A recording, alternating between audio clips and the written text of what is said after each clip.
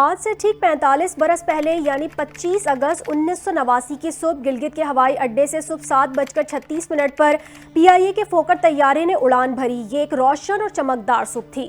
راستے میں کسی حد تک موسم خراب ہونے کی خبریں تھیں، مگر کوئی بہت زیادہ تشویش کی بات نہیں تھی۔ اس پرواز کا نام PK-404 تھا اور اس کی منزل 300 کلومیٹر دور اسلام آباد تھی، جہاں اس نے 55 منٹ کی پرواز کے بعد اترنا تھا۔ جہاز پر 49 مسافر اور عملے کے 5 ارکان سوار تھے۔ جہاز کو کیپٹن SS زبیر اڑا رہے تھے، جبکہ ان کے ساتھ کیپٹن احسن اقبال بلگرامی بھی تھے۔ فرسٹ آفیسر سہیل اقبال تھے۔ طیارہ فوکر F-27 فرینڈشپ تھا، جو صبح سویرے اسلام آباد سے مسافروں کو لے کر گلگت پہنچا تھا اور ابھی واپسی کے پھیرے پر جا رہا تھا۔ فضا میں بلند ہونے کے 4 منٹ بعد یعنی 7:40 پر پائلٹ نے کنٹرول ٹاور کو بتایا کہ ہم بنجی پہنچ گئے ہیں۔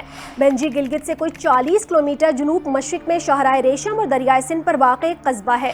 یہ اس طیارے کی جانب سے آخری رابطہ تھا۔ وہ دن اور آج کا دن ٹھیک 45 سال گزر گئے ہیں، مگر اس طیارے کا کوئی پتہ نہیں چل سکا۔ میڈے جہاز سے کوئی ہنگامی کال آئی، نہ ہی ریڈار پر اس کا کوئی کھوج ہاتھ لگا۔ متعدد بار ہوائی اور زمینی تلاش کے باوجود طیارے کا ملبہ مل سکا اور نہ ہی سوال کا جواب کہ اسے زمین نگل گئی یا آسمان کھا گیا۔ سمندر میں جہاز گم ہوتے رہتے ہیں، لیکن سمندر سے ہزاروں کلومیٹر دور 82 فٹ لمبے اور 95 فٹ چوڑے جہاز کا غائب ہونا ایک ایسا پراسرار واقعہ ہے جو ہوا بازی کے ماہرین کو آج بھی حیرت میں ڈالے ہوئے ہے۔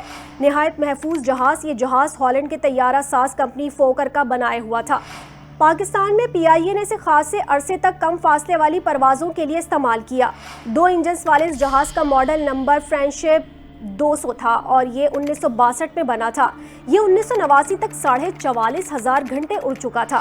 اس سے قبل دسمبر 1972 میں فوکر F-27 جہاز PK-631 گلگت سے اسلام آباد آتے ہوئے گر کر تباہ ہو گیا تھا، جس میں جہاز پر سوار تمام 26 افراد موت کے گھاٹ اتر گئے تھے۔ قابل غور بات یہ ہے کہ اس جہاز کا پرواز کے بعد رابطہ منقطع ہوا تو PIA نے اسے بھی لاپتہ قرار دیا تھا۔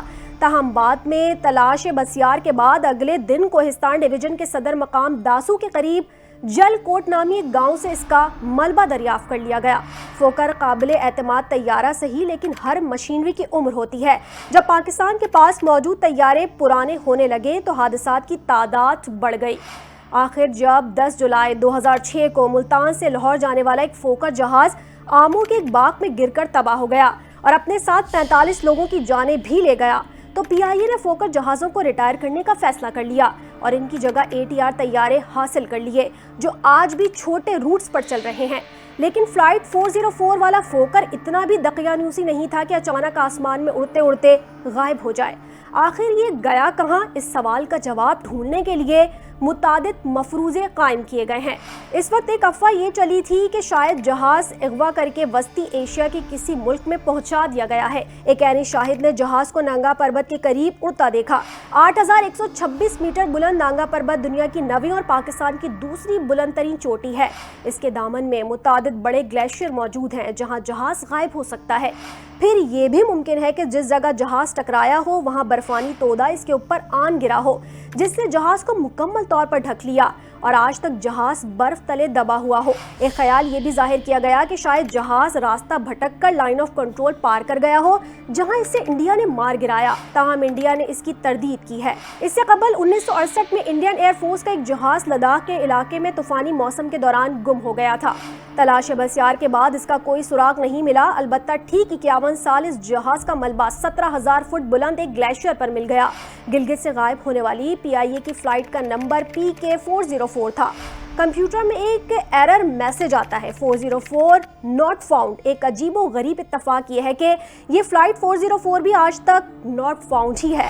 البتہ اگر انڈین جہاز کا ملبہ نصف صدی کے بعد مل سکتا ہے تو اس سے امید بندھتی ہے کہ شاید کسی نہ کسی دن PK-404 کا ملبہ بھی ہمالیہ یا قراقرم کی کسی بادلوں میں ڈھکی چوٹی کے پہلو یا کسی گہری کھائی میں پڑا مل جائے۔